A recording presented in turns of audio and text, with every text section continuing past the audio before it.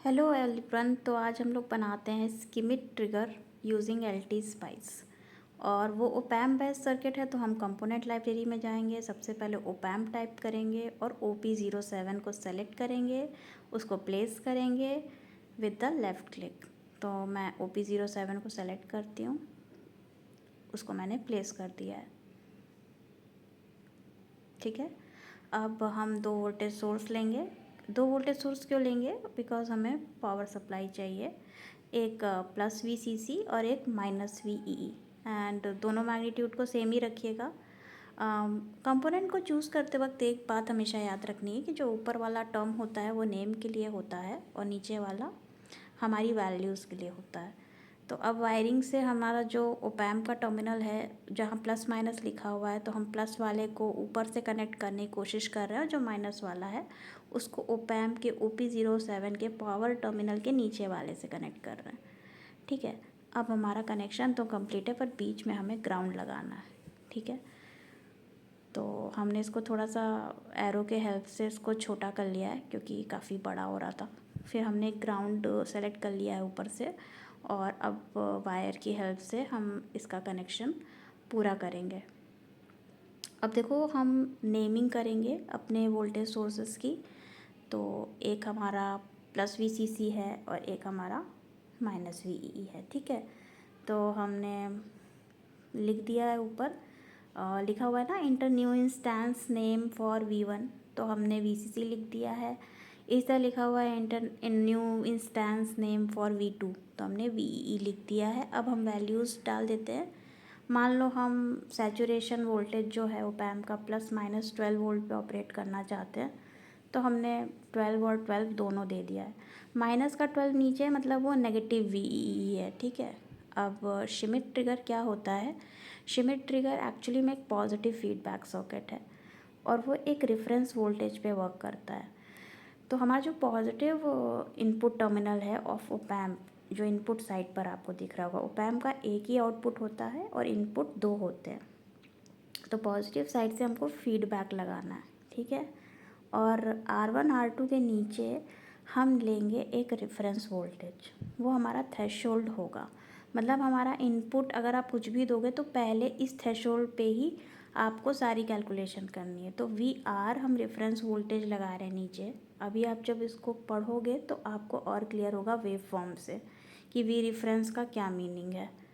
ठीक है, उसके बाद हम सबसे पहले तो इम्पॉर्टेंट है कि हम अपने नेट को लेबल कर दें कि हमारा आउटपुट टर्मिनल कहाँ है। तो हम Vout लिख के उसको वहाँ पे कनेक्ट कर देंगे। अब हमारा वहाँ पे Vout है, अब हमको पता है आउटपुट वहाँ पर है। अब हम वैल्यूज़ दे देते हैं अपने रजिस्टर्स की। तो मान लेते हैं कि मैं 25 के लेके चलते हैं हम अपने R1 की, और R2 को हम 100 मतलब कम देंगे उससे। जो भी वैल्यू हम R1 के लिए लेंगे उससे R2 की वैल्यू हम कम लेंगे। तो R2 की वैल्यू मानो हमने 100 दे दी। ठीक है, अब V1 के लिए हम V रेफरेंस बोल रहे हैं, तो हम उसका इंस्टेंस नेम चेंज करके V रेफरेंस लिख देते हैं। और रेफरेंस वोल्टेज आप कुछ भी दे सकते हो, 2 वोल्ट दे सकते हो, 2.5 दे सकते हो। मैंने 3 वोल्ट लेके चला है, तो मैंने वैल्यू डाल दी 3।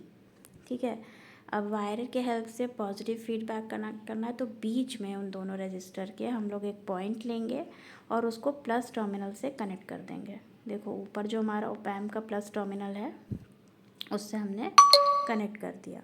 ठीक है,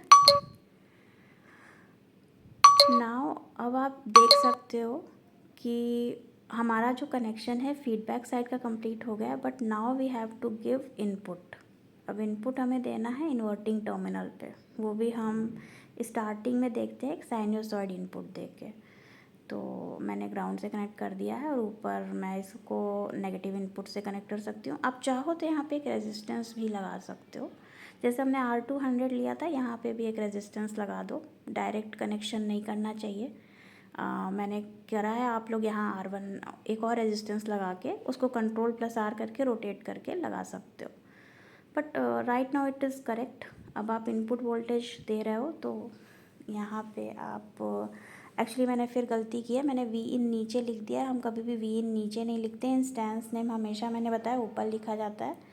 तो इस Vin को हम डिलीट करेंगे क्योंकि ये हमारे लिए गलत हो गया। नीचे जो भी है देखो, सबकी वैल्यूज़ लिखी हुई है।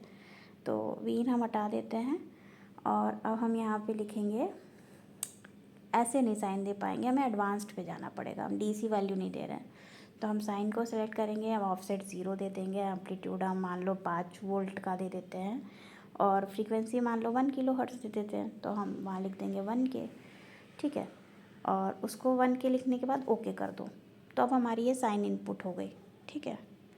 अब सर्किट तो कंप्लीट है, हम इसको रन पे क्लिक करेंगे, जो ग्रीन एरो लगा हुआ है, तो वो आपसे पूछेगा कि क्या टाइम है, स्टॉप टाइम क्या है, ये सब है।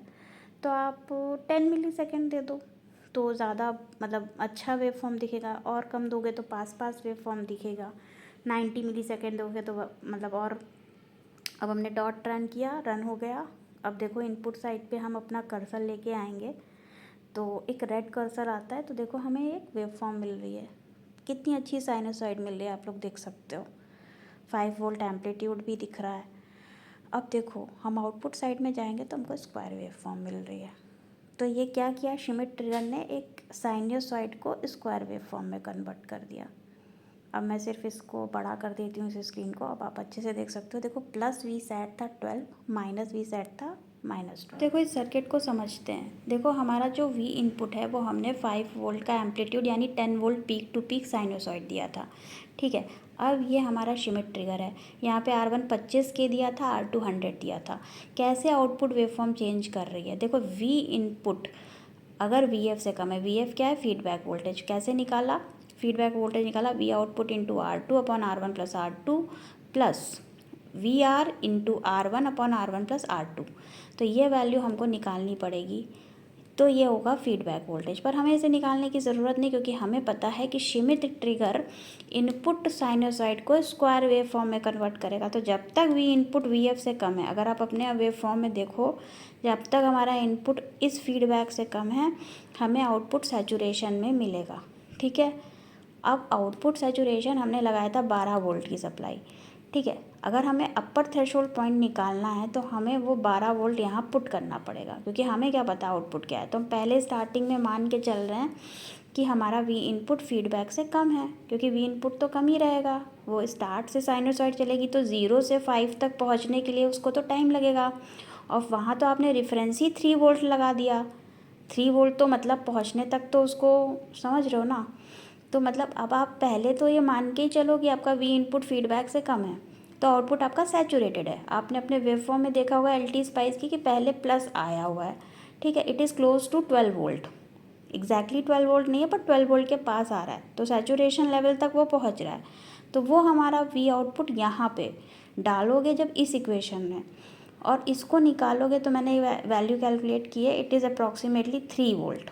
तो ये कहलाता है अपर थ्रेशोल्ड पॉइंट। देखो जैसे ही तुम्हारी वेव फॉर्म